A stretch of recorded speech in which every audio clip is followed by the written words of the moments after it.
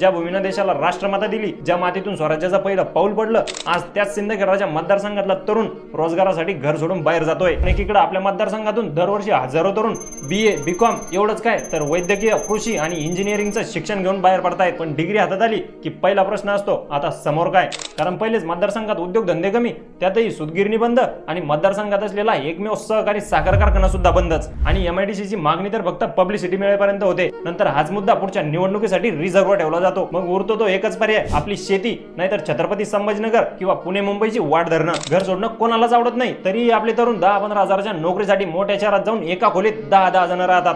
का? तरी तर त्यांना त्यांच्या स्वतःच्या तालुक्यात संधी कमी आहेत। आणि हा केवळ एका मुलाचा प्रश्न नाहीये, तर सिंदखेडराजा मतदारसंघातल्या प्रत्येक गावागावातली हीच कहाणी आहे। पण हे चित्र बदलू शकतं, कारण आपल्या मतदारसंघात अशा काही संधी आणि उपाय दडलेले आहेत जे इथल्या तरुणांचं भविष्य बदलू शकतात। ते पुढच्या भागात बघू। त्यासाठी व्हिडिओ लाईक करून चॅनलला फॉलो करा आणि कमेंट करा पार्ट